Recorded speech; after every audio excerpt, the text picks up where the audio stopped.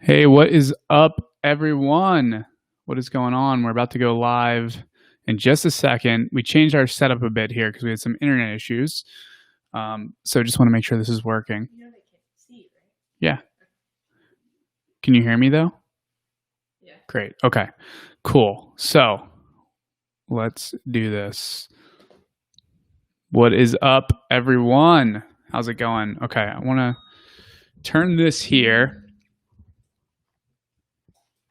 This is cool. So we're using a camera today. So today, for the first time, we're using a camera. It looks like you guys can see my eye tracking. Where we going? The video team's trying to figure this out. It's kind of. We gotta switch inputs. Sorry, guys. We had to switch inputs, guys.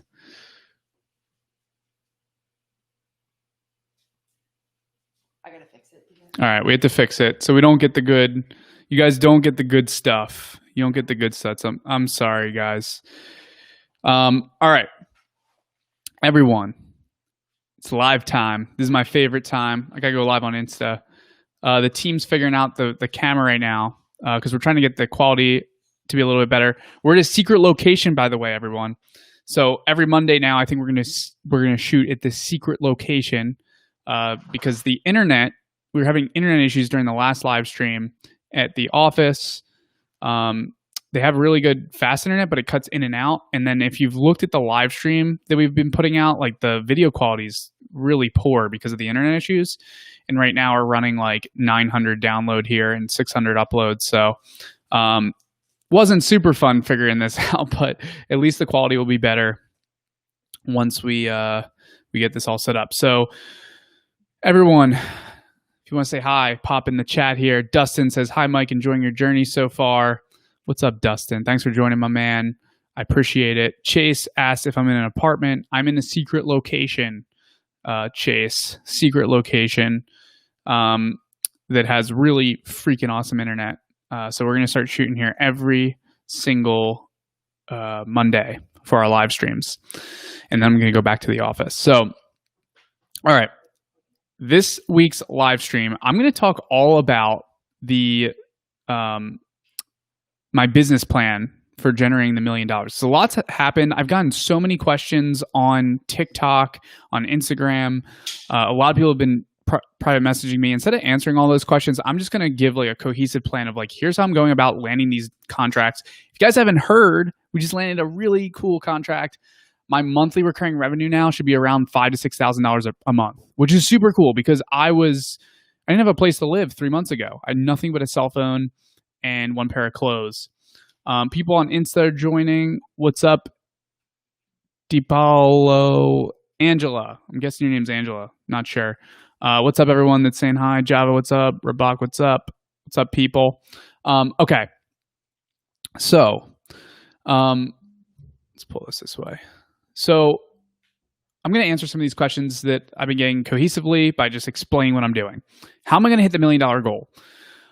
So there's a lot of things that kind of go on behind the scenes in my brain that don't always turn out in the YouTube channel. They definitely don't always turn out on social media just because there's only so much I can spill out here. So to hit the $1 million goal, kind of my plan right now, where I'm at right now, because it's always changing, right? Like we're moving so fast here.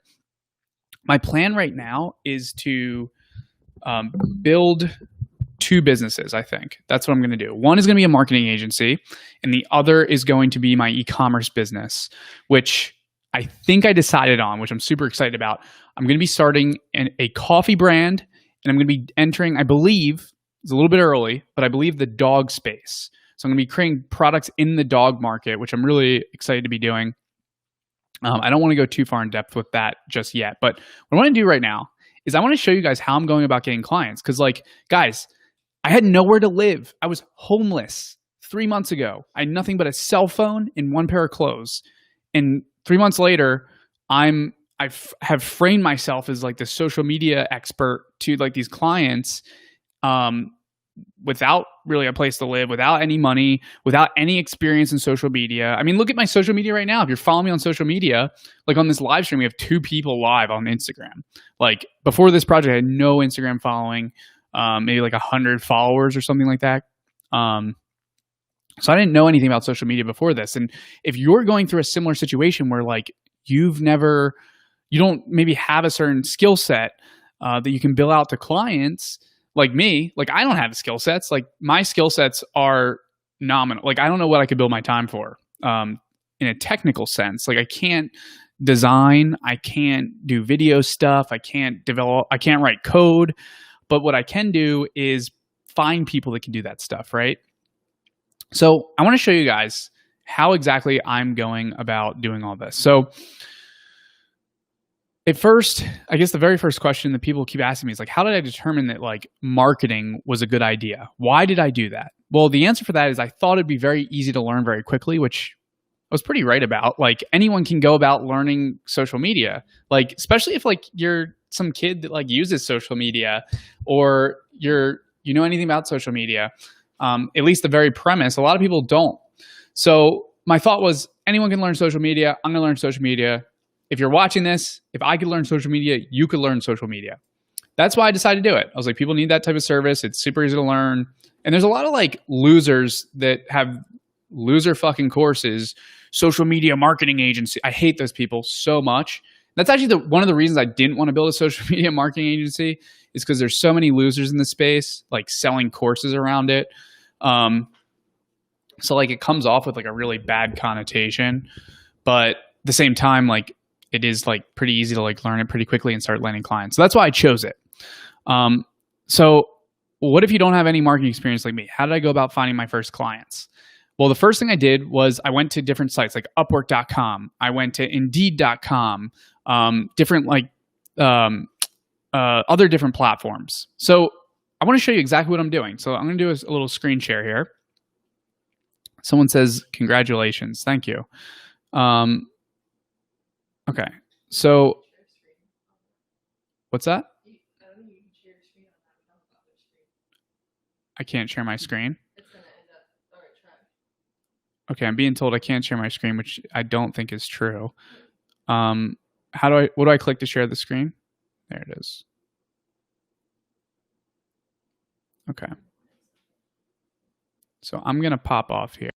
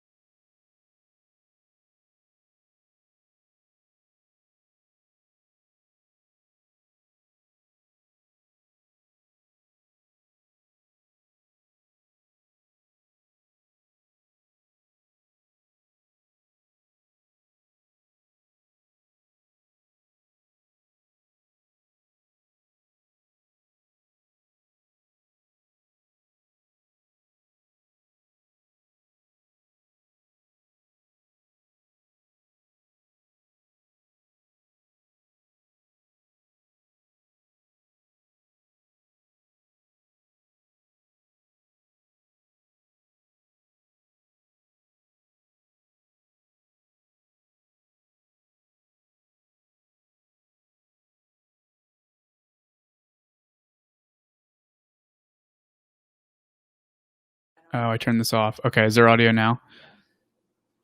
We can't hear. Oh, well, we could still do it. Okay. So, all right, guys. So here, I know we lost some audio. So let's get back to what I was showing you guys. So showing you is how to go find jobs on Indeed as a social media marketing agency. This is exactly what I'm doing. Okay. So I'm just going to Indeed. I'm typing social media. And I'm looking at all the different roles for social media. Now, we have a senior social media strategist. We have a social media risk and payments. We have a social media manager. Now, look at this. This company is paying $50,000 a year for a social media manager. Now, of that $50,000, you have to understand they're not just paying $50,000. They probably have benefits. They have to pay payroll taxes. That $50,000 a year is actually probably costing them $60,000 to $70,000 a year. So the rule of thumb that I like to use is multiply the salary by 1.2 to 1.3 times, and that's what it actually costs the company when you have all the benefits, all the payroll tax, all that stuff. So this is probably costing them $60,000 to $70,000 a year. Now, if I come to them with my social media marketing agency and I pitch them a $4,000 retainer or a $5,000 retainer, or potentially less, maybe a $3,000 retainer, not only do I think I can do it significantly better than whoever they're going to hire, which might sound egotistical, but go post a job on Indeed, which, by the way, I did for my company I'm building for this. It blows my mind how bad the applicants are, which is amazing for you, whoever's watching. If you want to jump into anything, I promise you, go post a job and see how bad the applicants are. The people that are the audacity these people have that are applying to call themselves a social media manager it's mind-boggling to me, which again is amazing because this person, for $50,000 a year, they're probably going to hire someone that is going to produce significantly less results than I believe I could produce for this company. Now, if I come to them and I'm like, hey, look at this portfolio, look at this person I work with, look at this person I work with, hey, I'll do some stuff for free. And all I need is to just get in front of them. I need to talk to them. I need to show them my work. And like that, they'll go, wow, this person's better than everyone else that applied. That's what you need to do. And you need to prove it to them. So even doing a little bit of free work is a great way to do this. So what I would do here, let's say I want to get this role with, what is it, NTI Inc. You know what? I'm going to do this fucking live. Let's do this. Let's open this up. NTI Inc. So I'll take a look at their company. Let's take a look at their company. Let's do this. NTI Austin. I don't know what these guys do. Looks like they're a nonprofit. Nonprofits don't have the biggest budgets, but we can see that their budget is $50,000 a year at least. Leaders in placing Americans with disabilities in jobs. That's pretty cool. I like their mission here. So then what I'll do is I'll head over to their Instagram. Let's see how they're doing on Instagram already. This could be done a lot better. Okay, so what I'll do next, I get to see kind of where are they at right now? How are they doing with their marketing? I'd go and look at like all their other stuff, figure out like how can I maybe help them do a bit better job. At a high level, I want to understand their mission. So like, which is pretty easy. These guys are trying to help people with disabilities get jobs. It's a really awesome mission, which is great, by the way. Like, I really want to work with companies that I truly believe in what they're doing. If these guys are doing a good job and they're a nonprofit, I would really enjoy working with them, because if I can do really good, that feels good that I help them achieve their mission. So I don't care too much about, I do want to understand what their job post says and like what they're looking for. I want to know high level, what are their real goals here? And their goals are to place people with disabilities. So if that's the case, we need to figure out, how do we do that? Not just how do we market on social media. That is not the problem that's being solved here. It's the problem. I don't see that. I see the problem is placing Americans with disabilities in jobs. How can we solve that? Because that's what they're trying to do on social. So they go through all this stuff so I can understand a little bit. Now, let's go get their information. So the first thing I'll do is head over to LinkedIn after I check out their stuff. So let's see. Doesn't look like they have a LinkedIn on their website. So I'm going to have to go and do it on here.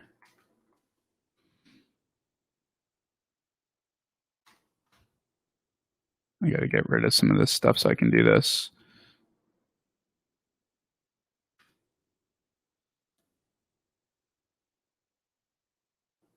Got to double check that this is them, NTI. Let's just look at the website. Yep, that's them. Great. Okay. So you can see here, it says see all 146 employees on LinkedIn. So what I'm going to do, I thought they were going to be smaller. Looks like they are a little bit bigger, which is, that's great. Now what I'm going to do is go through here and take a look at some of these people. Whoops. What happened here? Oh, man. So I have a new LinkedIn account on this. So it's a little bit harder for me to see people. So what you can do, by the way, is go like this in Google. And we'll get some profiles. See? So like LinkedIn, you don't got anything on me, my man. If LinkedIn was a person, would it be a man or a woman? LinkedIn, you don't got anything on me. So do you guys see what I just did there, by the way? Like I just took the person's thing. It won't let me see their name. And I just Googled it. And then I can see their profile. It's a pro tip. Pro tip. You guys are talking to the pro right now. All right, Alan. We got the chief operating officer. All right, let's get Alan's email. So we're going to go into Rocket Reach. Let's click add. There he is. Bam, Alan, let's go. All right, guys, we got his email. Ooh, I can't show you guys this. I'm not going to write an email. But now that I got Alan's email, I'm going to send him an email. And I'm going to message Alan and be like, hey, Alan, I saw that you guys are looking for help with social media. I would love to help you guys with that. I think I do really good work. Let me put a couple free posts together for you. And that's what I would do. And then in terms of the cold emails that I would send, once you have a portfolio built out, I'd say, here's some companies I help do this, this, and this. What's super cool, everyone. Now listen up. Listen up. Listen, pay attention. If you do not have portfolio to start, find someone that does have a portfolio and use their portfolio. So like if you're going to work with someone, like for example, like I'm getting this off the ground. I just got off a call today with someone who's going to be doing a lot of our client work. I can use their portfolio. I'm allowed to use their portfolio as long as the portfolio I'm marketing, that person will be handling the work. I'm going to leverage the hell out of their portfolio and be like, this is the work that the person on your project does. Well, we can do this for you. So I'll send a cold email. Guess what? They don't answer the cold email. Follow up, follow up, follow up. 3 email sequence, guys. The initial email, follow up 1, follow up 2, potentially follow up 3. What separates the winners from the losers is following up. You got to follow up. I promise you. People have a lot of stuff going on during their day. And it's hard to like, sometimes people miss stuff. Sometimes people actually like bookmark things and they're like, oh, I do want to get back to this email, but I just don't have the time. And then you write it off as like, oh, they don't like me. Well, really, they're just super busy. Now, obviously, there's people as well.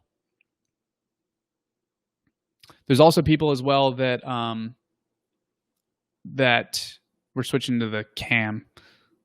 Nice.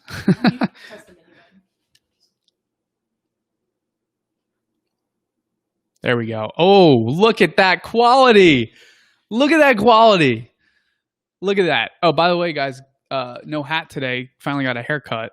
I got a note from our team that says, stop teaching and just explain what you're doing, asshole.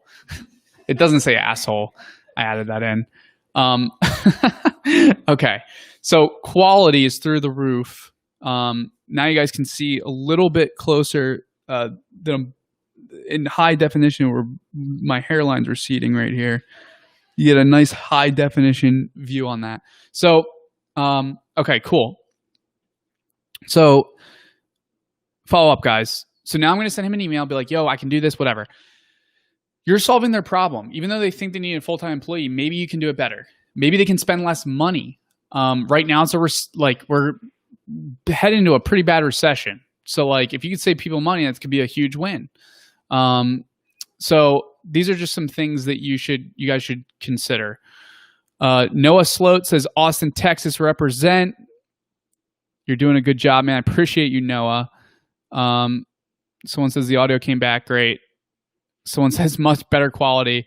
Yeah, this is super cool. So moving forward, these are going to be, oh man, this quality is so much better. So I guess I got to talk to up here. I can't look at my computer as much. This probably looks better when I'm looking up. Okay. So let me go back to my notes here. So we go on Indeed, we do this, we send a bunch of cold emails. You can also apply to the job. You don't have to do that though. I like to just send those cold emails like I showed you. I use RocketReach. If RocketReach does not work, use Clearbit to get their email, 3-email sequence, okay?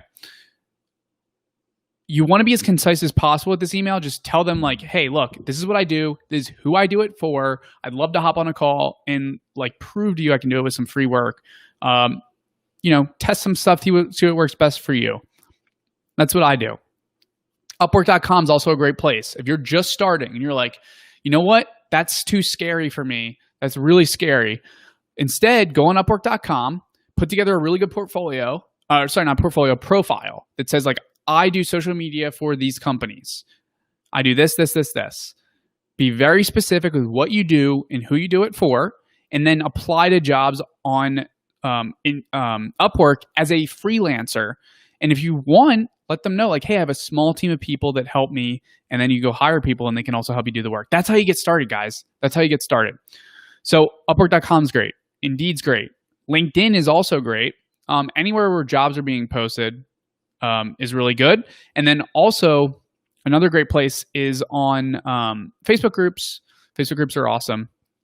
So also check those out as well. Okay, so let me check out my notes here. So for me now, here's my biggest problem. Here's where I'm struggling right now, guys, is like when you're in the early stages of your business, where do you deploy capital? Like if I'm doing $5,000 to $6,000 a month in revenue, where do I deploy that capital? Do I deploy it into sales? Do I deploy it into hiring people? Do I hire a more junior person first and have more money for sales? Do I hire a very senior person first and invest a lot in that? How do you go about doing this? So for me, that's what I'm struggling with right now is what do I do? There's a lot of different ways you can do this. So one thing, and I think the route that I'm going to go is one of two routes. Either A, hire a very senior person first instead of hiring a junior person, or B, I'm going to, and by the way, I do have creatives on my team, like in the Philippines, that are really good, that have been doing like a lot of fulfillment. But then B is you can pretty much partner with someone. So this is what I'm doing is going, hey, and by the way, I've done this at Told Media. I've done this with which is my software development agency. You can find someone who's really senior, that is really amazing, that has a lot of experience, and be like, hey, this is how we're going to do things. You're going to run the fulfillment for this under my company. You're going to integrate with the account. You're going to run all things fulfillment, and we're going to split the gross margin 50-50. Gross margin is revenue minus costs. And in this world, the costs are whatever you're paying your contributors. So if I get a client and the client, we bill $10,000 a month, and then I have contributors that are working on it and I pay them $5,000 a month, and then I have someone that runs fulfillment, that means we have $5,000 in gross margin. If I split 50-50 that gross margin with him, he would get $2,500 and I would get $2,500. That's how this can work. And you can tell the person up front, like, and this is what I'm doing, by the way, when I'm interviewing these people that are more senior, I don't necessarily have the capital to pay them yet, even though we have like $5,000-$6,000 revenue projected and monthly retainers. I still have to pay contributors. I still need $1,000 personally per month to live. And like people that are very senior are going to cost a certain dollar amount. So what you can do up front is just be straight up. Like, look, I'm trying to hire for this role. I don't have the capital right now, but if this first project works super well, I'd love to put you in that position to do this. So like, that's what I'm doing right now. And maybe you continue throughout the next year or two doing some form of format like that, and potentially partnering with them officially, equity partners later down the line, or maybe they don't work out, or maybe you end up hiring them at $90,000 a year plus bonuses plus whatever once you have things established. But this is how you get off the ground. This is like a really easy way to get really good talent and get off the ground. So that's what I'm doing right now. What this allows me to do, by the way, everyone, and this is so important, the person that I talked to, I was like, look, man, I need to focus on building a business. I need someone to handle all things fulfillment. My job is marketing, branding, sales, hiring, leadership. Your job is fulfill the fucking work. So that if we can pull this off, all I need to do, all I can do is just focus on sales. We're going to freaking crush. We're going to crush if I could spend 40 hours a week on nothing but growing the business. So freelancers that want to be agency owners, people that want to start your own agency, listen up. You need to work on the business, not in the business. You're either running fulfillment or you're getting clients. And that's what I need to do. I need to be getting clients, but I can still work on strategy. Now, as this is all happening, I'm trying to get an e-com business off the ground that I had mentioned. So like what's good about agencies is they provide cash flow. I can cash flow very quickly, start making money, put it back into the agency, make more money, put it back into the agency, make more money, put it back into the agency, and eventually make money and put it into my e-com business. And that's what I want to do. And I want to do it really quick. E-com businesses require some form of capital up front. I don't need that much capital, honestly, I don't think, to get my e-com business off the ground, because the ideas that I have are going to be leveraging TikTok, and that doesn't require too much in paid ads. So I think I can get my coffee business off the ground with just, maybe $1,000 to $2,000 at most. So I'm still kind of working on the financials and figuring that stuff out for the e-com business. So another question I've been getting a lot about is like, at what point do I start deploying this capital? And you have to be good at like really analyzing your cash flow, because some of the cash flow should be going into the business. Some of the cash flow should be going to outside the business. The only place the cash flow should not be going to is you. Don't feed yourself, feed the business.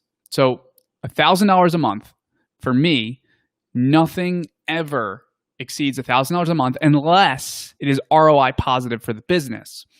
So an example of this might be, buying a MacBook. Like right now, I literally every single day, all I do is use the computers at the co-working space. I don't use my shitty laptop almost ever. So like investing in myself, that's a business expense. It is a write-off buying a MacBook, but at some point I'm going to need to buy a MacBook. At some point, if I hire someone to maybe food prep for me, that might make me exceed the $1,000 a month. But if that buys me enough time to go make more money, and I make significantly more money, then it's an ROI positive investment. So some of those things you do have to be like aware of and consider. Okay, so we have some questions here. Someone asks, should I put a time limit on my volunteer work? It's a little bit of a loaded question. What makes you happy? Like, what do you love doing? If you freaking love volunteering, and I don't know what you're volunteering for, but like if your whole life goal is to save dogs and that's what you love, I would figure out how the hell do you spend every ounce of your life saving dogs, and how much money do you need to make to be happy while doing that? So it's a little bit hard to answer that. Whoever answered or asked this question, should I put a time limit on my volunteer work? I can't answer that. That's really kind of dependent on you. Jonas Ratana asks, how do you make money with no money? All right, Jonas, you got to figure out some form of a skill set that you want to build. You can build the skill set very quickly. Like I start with nothing, right? And you can go on Upwork.com and start building a skill set in something specific, like I started as a virtual assistant. I was like, I'm going to be a virtual assistant. And then I quickly went into social media marketing. Like literally, like right now, like learn fucking TikTok. Learn how to grow on Instagram. Pick some form of skill set, or find someone with a skill set and leverage them. Go get the business. Market it in a certain way. But if you want to really grow quick, Jonas, you just pick a niche. What do you do? Who do you do it for? You can learn it yourself, or you can find someone that already knows that, and then you're the sales, marketing, branding guy, right? All right. Next question. Dustin asks, what would your social media advertising strategy be for a skincare brand, specifically a wrinkle cream that has no online presence yet? So Dustin, if I'm trying to, my strategy for a skin wrinkle cream that has no online presence, top level, Dustin, who are you serving? Who is your ideal target customer? You need to figure that out first. You need to define that. You need to know exactly like what they care about. What do those people spend their time doing? What's important to them? You need to figure those things out. Then start producing content for them. I'd be producing content for TikTok, Instagram, Facebook, as much content as I could produce everywhere. I'd be producing content for them. Dustin, the next thing I would do before even going deeper into social media and advertising strategy is I would look at competitors, see what they're doing, and then I would actually reach out to competitors. I'd reach out to competitors and I would try to talk to their marketing people. I'd try to talk to the business owners. And if you're a little nervous to talk to competitors, then talk to someone that's in the same vertical that serves the same person but has a totally different business. And ask them a lot of questions about how they grew, how they're doing a great job. Build mentorship and relationships with them. That'll be really valuable in your journey of kind of like learning how to do all these things because they've already done a lot of it. And then I talk to people that are really good at this stuff. Like talk to people that are good at social media. Talk to people that are good at paid advertising and build relationships with them. So again, very first thing I would do though, if I'm doing a wrinkle cream, which wrinkle cream I'm assuming is, I don't know, who you're targeting, 30 years old plus, maybe 40 plus, 50 plus. I don't know. You have to figure that out. You need to figure out that group of people very well. And then I would create, you know what I would do? I would get on TikTok and create influencer campaigns. Just like find people that serve that audience, send them the wrinkle cream for free, and just give them 10% of sales. Send them the wrinkle cream, be like, DM 100, 200, 300 people, be like, hey, we're this wrinkle cream brand, blah, blah, blah. We love your content. We want to send you some stuff and have you be one of our first influencers. We pay our influencers 10% of all sales. Send it to them, have them post it. And now you also have some content to work with. Now you have some influencers and then you get more influencers. And guess what? There's not too many costs up front to do that, right? Like your costs here are the time to DM people, which if you're doing it is, we'll call it 0. Then you have the product costs, which I don't know how much a wrinkle cream costs for you to produce and get it and all that. Let's just say it's $10. So each wrinkle cream kit costs you $10. And then you have to ship it to the influencer. Let's say that's another $6. So $16 is your cost. If they promote it and you get some sales from it, then you can figure out that's ROI positive or not. But that's how I would start. You got a high level, figure out what platforms you're going to do some stuff on, get some influencers, and then just start posting a lot. Post a lot. Build up an audience. All right. Let's see. Someone asks, hiring someone to prep your meals, what would that look like? My wife and I have been looking into those mail order meal kits recently to save time, but we are not impressed. By the way, I'm not impressed either. I'm interested in this idea of streamlining your life and outsourcing some of the more mundane, tedious tasks like food prep, which by the way, this person says, it's Laura. I'm doing an art coordination. Oh, wait, no, that's a different question. So I'll get to that in a second. Okay. By the way, I think there's market for someone to do what I'm about to say. I considered building this business. But first thing you can do is go on Indeed. I did this, by the way.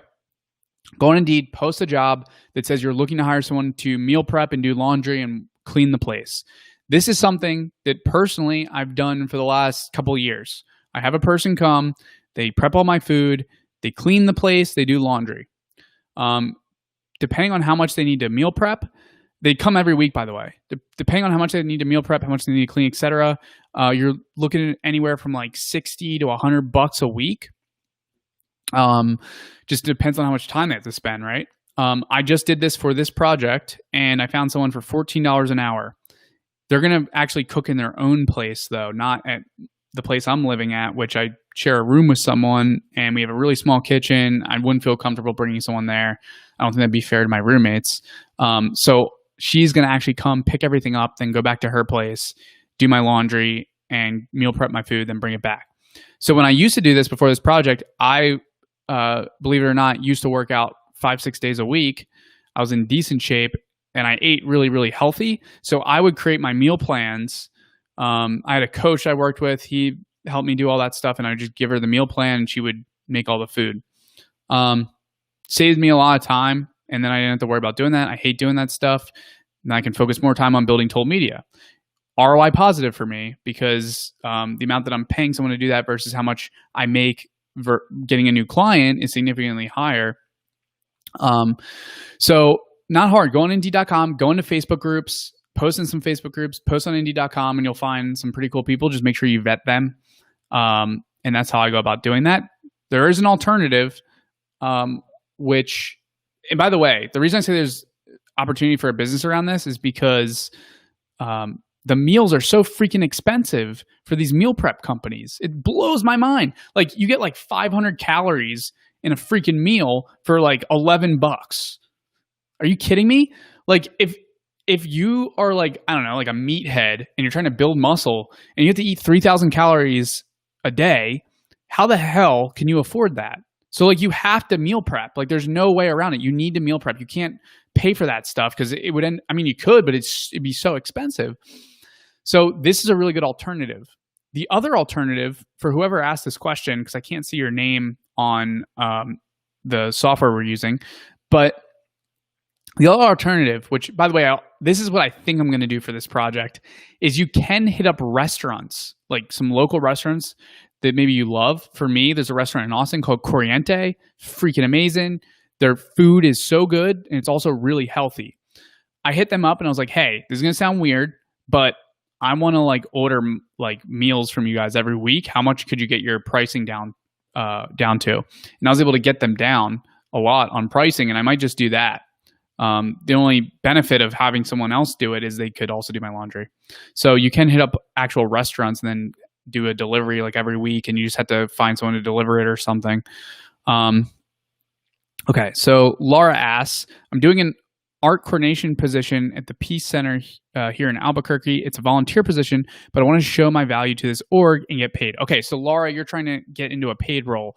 So I think the way you do that is, like, if you're volunteering, if you can show your value, you know, your value is your value, right? Like, if you really do an amazing job for them, I think you need to communicate as early as possible. It's like, hey, look, like, I love working with you guys. I'd love to get paid for this. Is there opportunity to get paid? Because I need to pay for living and all that stuff, right? So if there's a paid role, great. If not, I'm gonna have to start looking at other places that I can deploy my time, and then you're just gonna have to do the outreach to them. But if you can get in the position where you're already at, where you're volunteering, that's already great, because you can already start showing your value and your worth. As long as they have budget for it, though, you need to make sure they have the budget for it, or else, you know, it might not work. Dustin says, thank you. Of course, my man. Jonas says, thanks. Of course. Next person says, thanks. My guess is that those meals are so expensive because of their marketing expenses. I actually, you know what?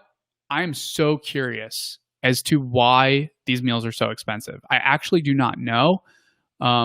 Maybe it is their marketing expenses. I really, like, it doesn't, I don't understand. I really don't. Maybe it's, you know what? Maybe it's renting the actual facility to do the meal prepping. It's really expensive to do that. So, like, having all the equipment, having the location, even if you're renting a space, I think it gets really, really pricey. And then you have to have the staff to actually prep all the meals. So maybe that's why. That would make a lot of sense. Okay. RBZ Baller asks, how do I get subs like you? We don't have that many subscribers. We have, like, I don't know, like, what, 1,200, something like that. You just put out really good content. So, like, RBZ, I think if you're trying to get started with creating content, what do you do? Who do you do it for? Right? Like, what type of content do you want to be putting out, RBZ? Like, if you want to be putting out content for people that, I don't know, love coffee, start a coffee channel and produce content. Here's the biggest thing, RBZ. Don't be scared to post. Did you guys see how the beginning of this live stream started? We had all these fucking issues. Imagine if I was like, oh my God, we have these issues. People are going to think I'm a loser because we can't figure out how to do the camera. Like, you got to just post and just enjoy everything and don't be so, don't take life so seriously. I think that is the biggest, one of the biggest things I got from my dad specifically is don't take life seriously. Like, big deal. We screwed up a little technically with the live stream, whatever. Like, as long as you're super passionate about what you're doing and you try your best, don't give a fuck what other people are going to think. That's what literally this is the number one thing that holds people back. If you look at the DMs I get, people care about what their family members think. They care about what their quote unquote friends think. They care about what other people think. And you have to ask yourself, why do you care so much about what other people think? Because it's holding you back. It's holding you back. Like, now you're like, fuck, I don't want to post because people are going to say mean things to me. You got to embrace it. You got to embrace those mean things. Like, I get pumped when someone leaves a bad comment and they're like, actually, if anyone here has been on other live streams, you've seen me read some bad comments live because I read everything. I try to. And someone wrote some nasty comment and I just laughed about it. I was like, look at this fucking asshole. Like, it doesn't bother me. For me, the way I live life, I don't take things seriously. For me, the most important thing in life is impact. I want to make impact. And as long as my intentions are good, I don't give a fuck. And if you live that way, like, as long as your intentions are good, those people that are talking shit, they're saying negative things, they're doing all that stuff, RBZ, like, they're not learning. Guess what? All you guys right now that are scared to fucking live stream and you're scared to go from like shitty quality computer to higher quality camera, but you're scared to do it, like, take that jump because like maybe you'll have technical issues. Well, guess what? Now I know how to do it. Now our team knows how to do it because we don't care if the video has some technical issue. Big deal. So don't let those things hold you back. Just fucking do. And don't worry about what people are going to say. All right. So A-Craft says, I just began watching your NBC series and saw your video about turning down a potential client. It was so heartwarming, but why don't you post that on TikTok? I think it will go viral. That's a great idea. That would be a great piece of content. Maybe we should hire you to help us out, A-Craft, with our content. That is a good idea. So what A-Craft is referring to, by the way, is, and by the way, everyone, this is so important. The way that I run my business is I always try to do the right thing. Always do the right thing. And again, another thing I just get from my dad runs an accounting practice. And growing up, I got to see how he does business.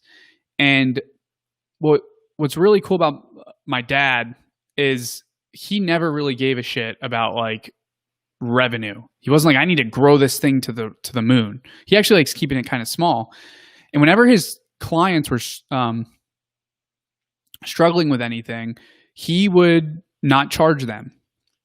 And he'd be like, hey, like, you know, whatever you're dealing with, like, whenever you can pay me. So I think that's something I get from my dad is like, if you have the opportunity to help someone and if all you care about is money, you're going to live a fucking miserable fucking life. If that's what you care about, and we're doing this vanity metric is let's make $1 million. If all you care about is money, I want to be a millionaire, you're going to be miserable as fuck. You know what feels a lot better? Someone in need, you go and help that person, you believe in their mission, you help them. Maybe you charge less or something, but if you help them, that feels so much better. That feels so much better, at least for me, because that's what I care about. I care about impact. Making money is great. I feel great about charging, you know, some tech company $10,000 a month. Cool. Especially if I'm adding a lot of value. But in that case, what A-Craft is referring to, this was someone that has like a really very sad story. And I was like, I think I can help this person. I want to charge. So it would feel way better for me to add as much value as possible. They don't really pay anything out of pocket, can potentially blow them up. Just feels better. Okay, next person says, Dustin says, and let me check time. Okay, we got like 15 more minutes. Dustin says Kevin O'Leary and Shark Tank invested in meal prep, and their cost to acquire a customer was their biggest expense at $40, and just ads per customer. Wow, that is freaking insane. So, Dustin, that's actually not that crazy. Dustin, I don't know if that's that. At first, I was like, that's insane. But after I think about that again, $40 to acquire a new customer to me is not. It's actually not that much if you're selling a monthly meal prep service, right? Because if you think about it, what are you making in profit every single month as a company for a monthly meal prep service? And then you need to figure out what's the LTV. If the LTV, if the retention is 6 months and you're making in profit 20 or 30 bucks a month, I'll spend 40 bucks all fucking day around the fucking clock to acquire customers for 40 bucks. If your retention is 2 months, then that doesn't sound like a good thing at all, unless their viral coefficient is above 1, which means every single person you bring in, they refer you to 2 people or something. So that's super interesting though, but you need to understand the business model in whole. I don't understand the business model as a whole, right? Because, what is revenue? What is top line expenses like food costs, things like that? Then what are employee expenses? What does rent look like? What types of what does shipping look like? What types of liability insurance do you need? Those things I don't understand, so I don't know enough about that world to really jump super far into it. Yeah.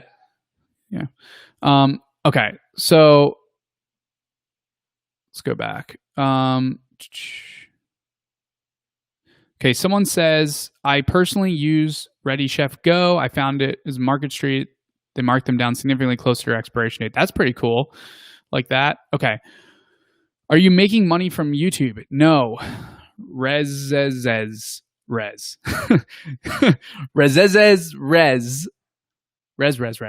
I don't make money from YouTube. Actually, MDC, Million Dollar Comeback, makes $0 in revenue right now.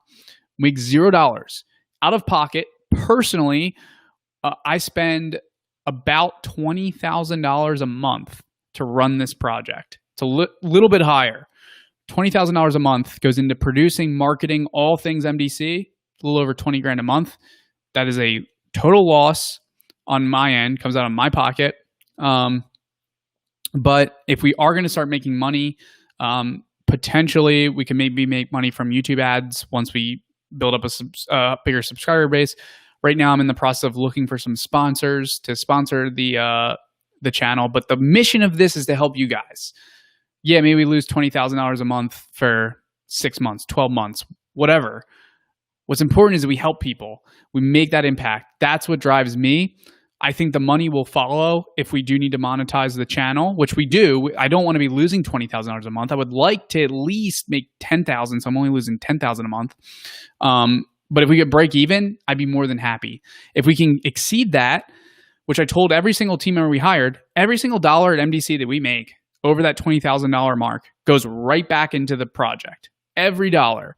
And what's cool about our team, I'm so grateful. We have a fucking incredible team. Like everyone on our team has like reduced the amount of like what they're actually making.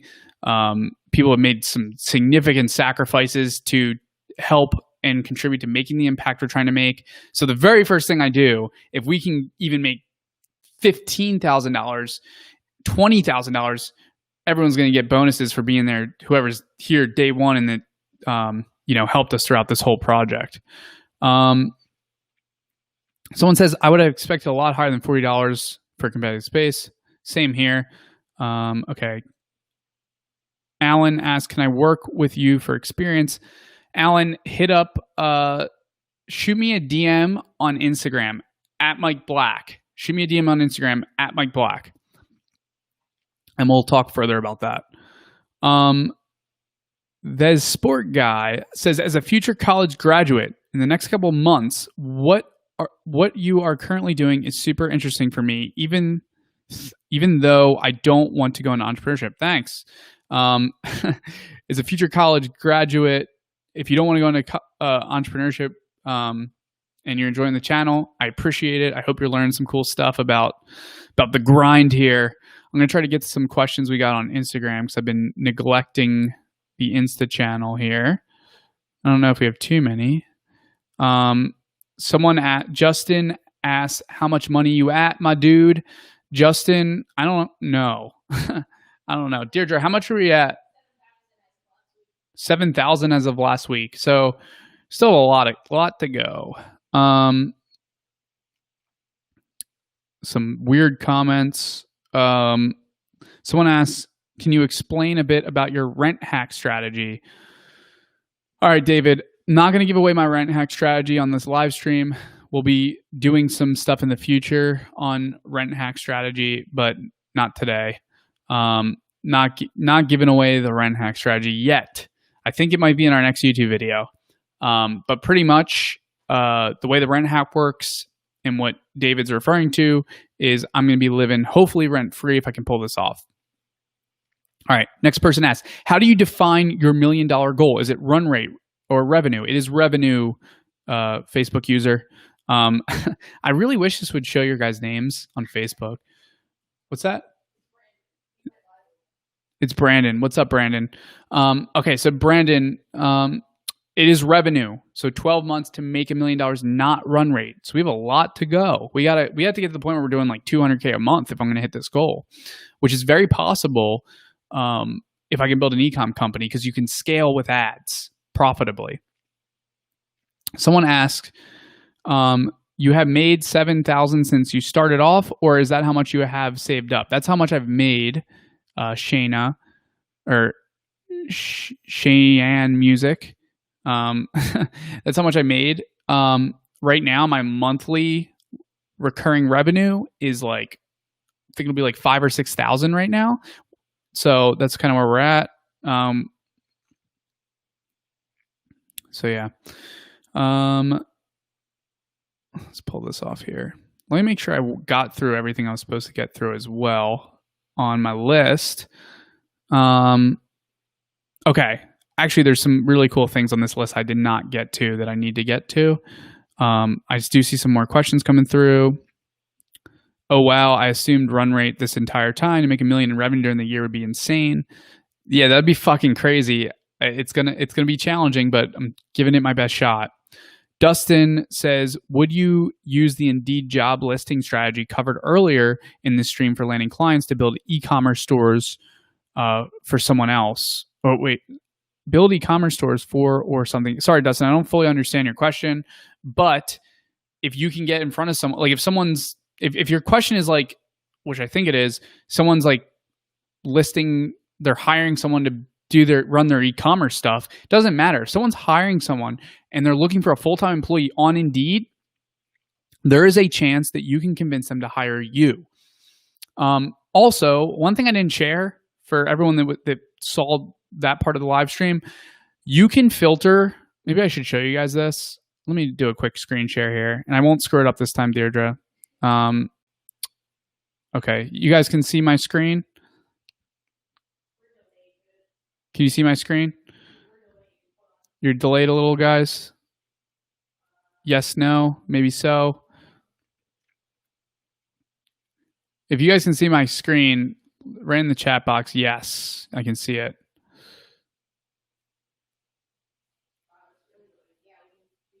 You can see it. Okay, it looks like it's super delayed. Okay, so what you want to do is let's get rid of Austin. And I don't know if you guys can see my screen because it looks like there's a delay. But let's just do social media and hit find jobs. We're not going to do in Austin. What we're going to do instead is we're going to go to job type here and we're going to do contract.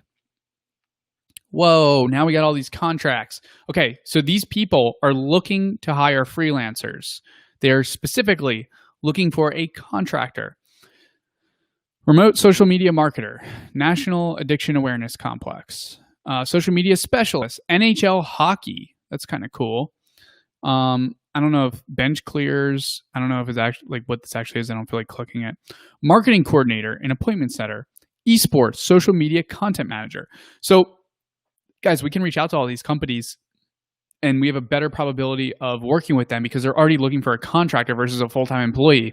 So we can pitch them. And guess what? from experience, I can tell you the resumes they're getting are fucking terrible. They're not good, which is amazing for you guys. If you can do something just a little bit good, show a little bit of portfolio, show a little bit that you know what you're doing, or get someone that does, that's the work. Like, let's think about this. Let's think about the problem at hand, everyone. The problem is companies need to hire someone good to do their social media. The solution is that you can find that person for them, right? Or you can do it yourself. So you can either A, learn it, or find someone for them. I can tell you from the headaches that I go through recruiting people to work for me, that you can add a massive value if you have people on hand that are really good at whatever they need to hire for. But what you don't want to do is reach out to them and be like, I'm a recruiter. That is a whole different ballgame. That makes things a little bit tough. If you kind of like frame it as an agency, as like you're going to hire the person and do the work as an agency, that's a little bit easier. So, bam, that's gone. Okay, cool. Let's get back to the questions here.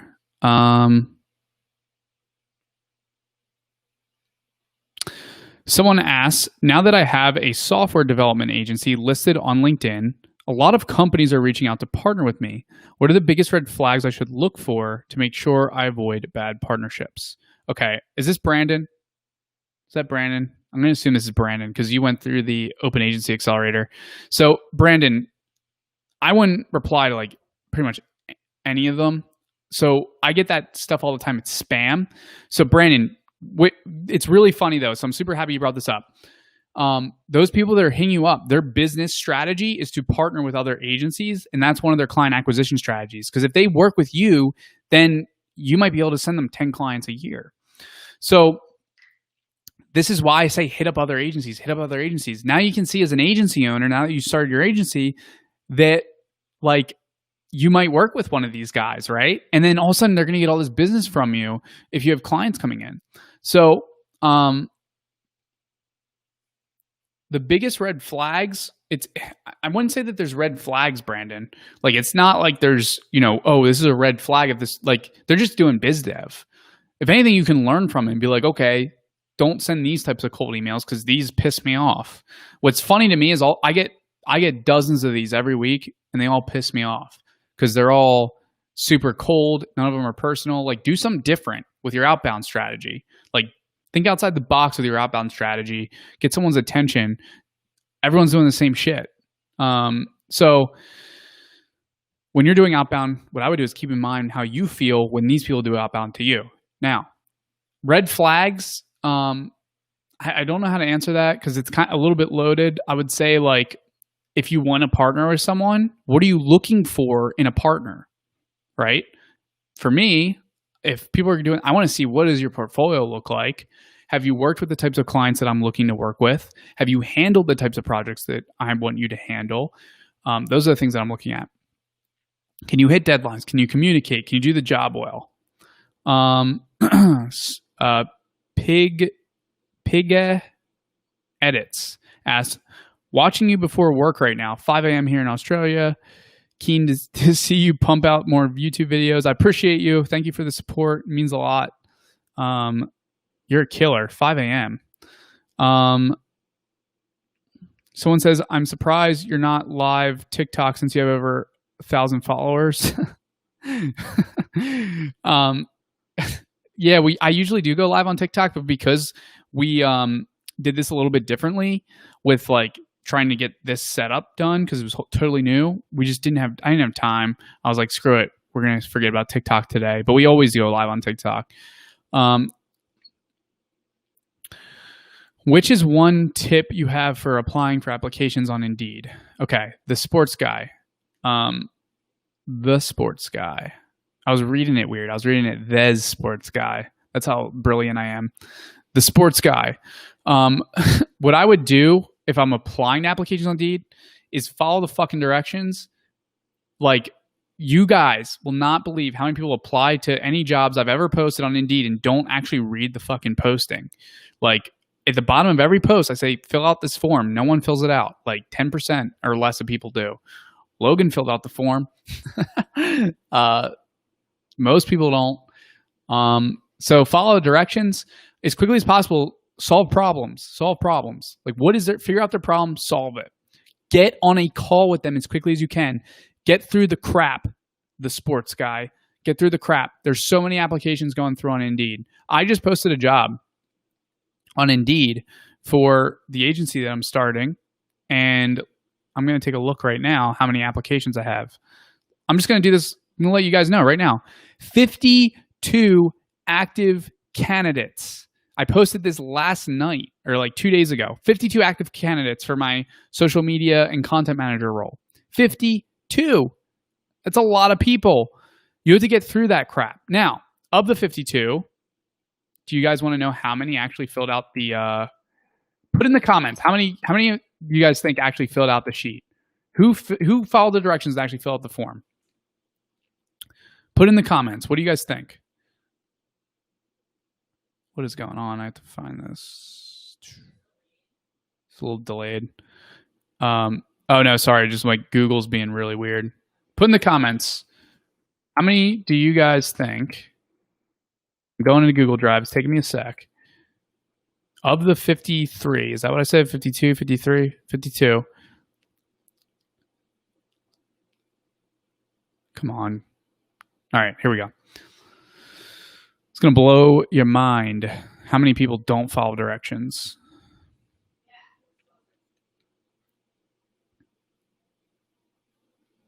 All right. Sorry, by the way, it's not 52 because I declined a bunch.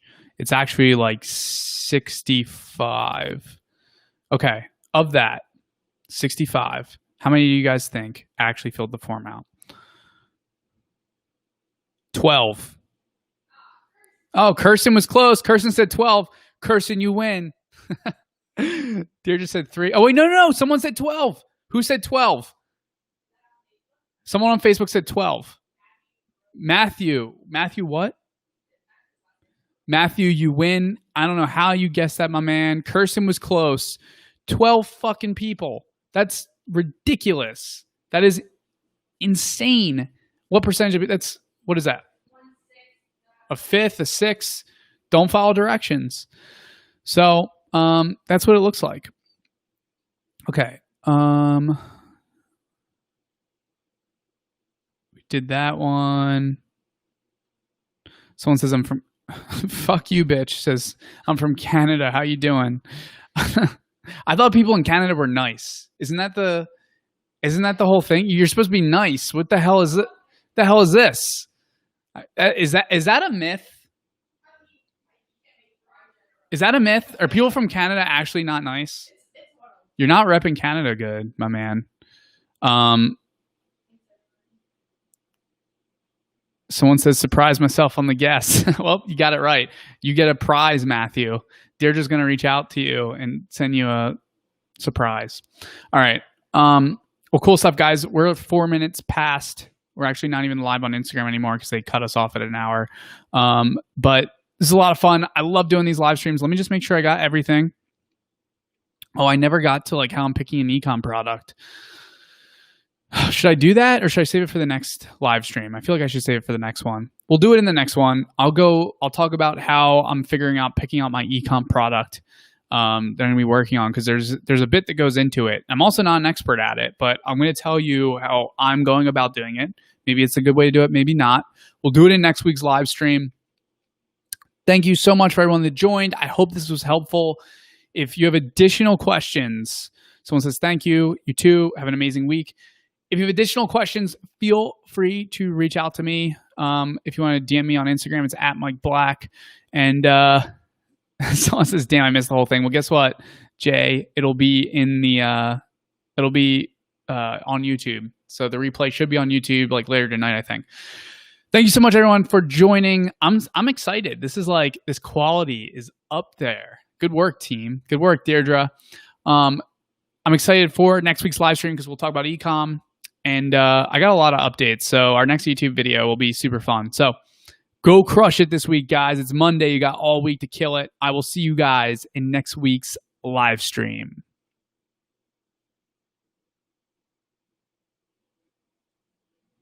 If I can figure out how to finish.